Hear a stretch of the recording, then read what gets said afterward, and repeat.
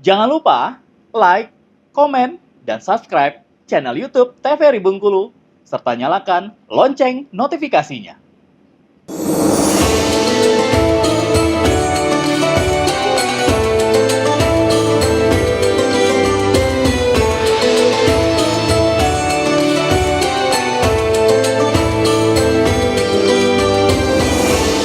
Terima kasih pemirsa masih setia bersama kami di Mutiara Kalbu. Pada hari ini masih kita dengan tema yang sama, yakni Isra Mi'raj Nabi Muhammad SAW 1446 Hijriah. Masih bersama dengan Bapak Ustadz Junaidi Hamzah dan ibu-ibu dari Majelis Taklim An-Naba. Pak Ustadz, mungkin tadi ada beberapa poin yang belum tersampaikan Pak ya. Ada 2 pertanyaan kita yang belum terjawab, bisa kembali disampaikan Pak. Oke. Silakan. Nah, dalam perjalanan yang panjang seperti ini, Nabi juga dipertemukan dengan ruhnya seluruh Nabi sebelumnya, dari Adam sampai ke Isa. Untuk apa? Ternyata dengan ketemu ruh Nabi Adam sampai ke bawahnya, baru Nabi menyadari bahwa perjuangannya itu sangat-sangat kecil. Mengapa demikian? Nabi Nuh, lawan musuhnya itu istrinya sendiri, anaknya sendiri Kan'an. Nabi Ibrahim lawannya bapak kandungnya Azar. Nabi Musa lawannya adalah bapak angkatnya Fir'aun. Dan begitulah perjuangan para nabi. Sementara Nabi Muhammad, bapaknya sudah meninggal, pamannya justru mendukung, istrinya menjadi penyokong dana yang luar biasa. Dari situ Rasul menyadari betapa kekuatan, semakin dia mengetahui kepribadian para nabi-nabi dan rasul sebelumnya, dia semakin kuat untuk keberadaannya sebagai penutup bagi semua para nabi dan rasul. Nah, maka muncul perintah pertanyaan kedua.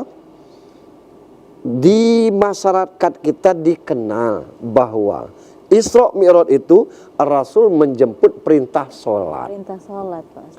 Sementara sebelum berangkat tuh Nabi sudah sholat 2 rakaat. Kemudian singgah lagi di Bukit Tursina bersama Jibril dan Buruk. Turun sholat lagi 2 rakaat. Bahkan mengimami para arwah para nabi itu juga sholat 2 rakaat. Nabi Adam 2 tahun sujud membaca Rabbana zalamna anfusana wa illam taghfir lana wa tarhamna lanakunanna minal khasirin.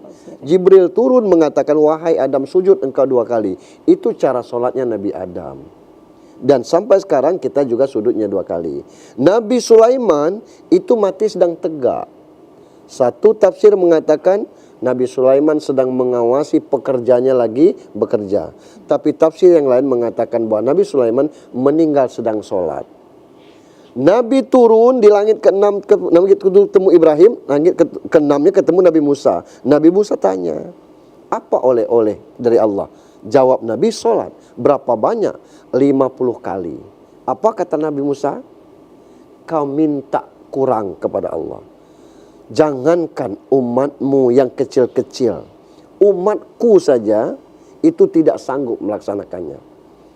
Kalau Nabi Musa mengatakan umatku saja tidak sanggup melaksanakan, berarti umat Nabi Musa itu sudah sholat. Sudah sholat.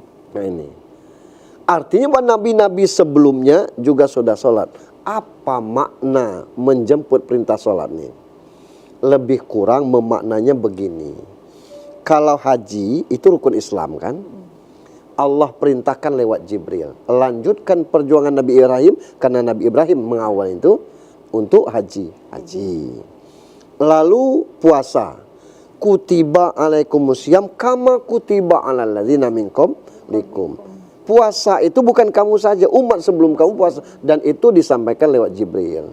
Zakat pun demikian. Tapi sholat, kenapa Allah tidak suruh Jibril saja mengatakan, Jibril perintahkan Muhammad sholat sekaligus ajarkan? Enggak. Kenapa? Disinilah ketinggian umat Islam kepada Robnya. Kalau kita tidak sholat, apa wasilah kita kepada Allah?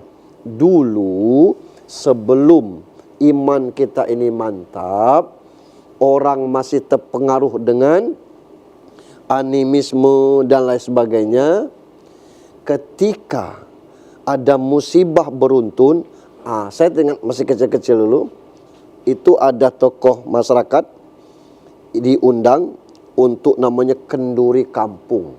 Pakai makanannya tuh kue serabi yang masam ida, manis ida, asin ida tuh. Itu pakai bakar kemenyan. Dalam rangka apa ini? Dalam rangka bermohonan kepada ruh-ruh agar dijauhkan dari bala. Dari bala. Cara orang dahulu.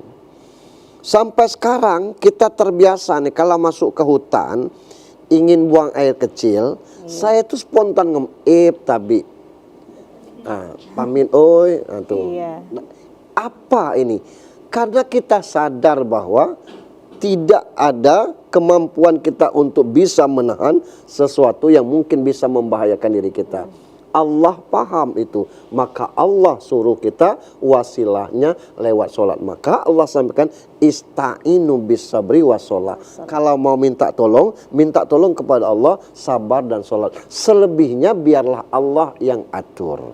Dan ini sangat jelas, surat Toha 132. Wa'mur ahlaka bis sholat. Suruh keluargamu sholat. Wastobir alaiha.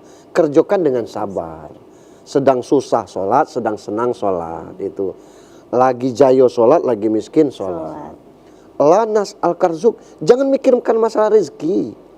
Alasan orang tidak mau sholat itu kamu lemah, hidup makmur, rezeki lancar. Kami ini nak makan. Itu alasan orang tidak sholat. Allah bantah di sambungan ayat itu. Nahnu narzuku. Nahnu narzukuka, kata Allah, kami yang ngasih kamu rezeki, kami yang ngurus rezeki. Jadi urusan kita tidak sholat karena ingin mencari rezeki, sekaligus membantah Allah. Yang kedua, tidak yakin kepada itu, dan seolah-olah kalau kita sholat menghambat rezeki. Padahal tidak ada kaitannya orang sholat dengan rezeki. Yang ada berkah. Saya nikah dengan perempuan yang paling kaya, itu demi Allah tidak akan menambah kekayaan bagi saya. Karena jatah hidup saya ini sudah diukur oleh Allah.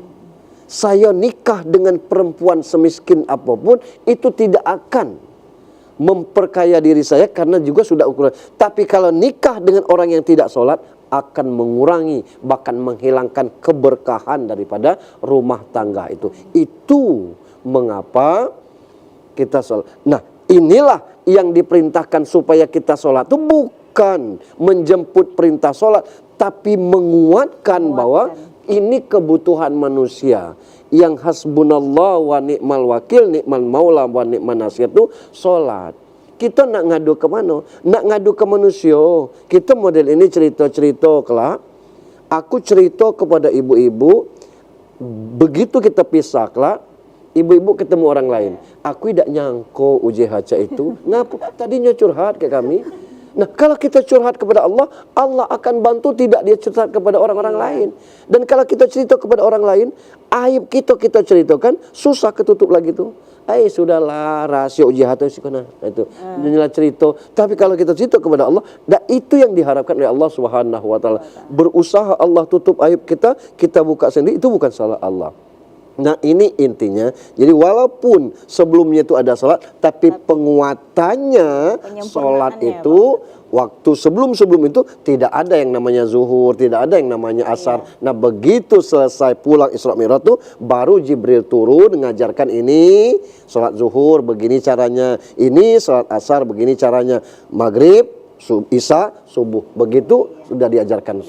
Ya. Berarti penyempurnaan sholat itu ya Pak Ustadz. Ya, mungkin kita bisa lanjutkan lagi setelah jeda iklan. Ibu-ibu boleh disiapkan pertanyaan untuk Pak Ustadz, nanti kita setelah jeda iklan Bu ya. Pemirsa TVRI Bengkulu, Mutiara Kolbu akan kembali lagi setelah jeda pariwara berikut ini, tetaplah bersama kami.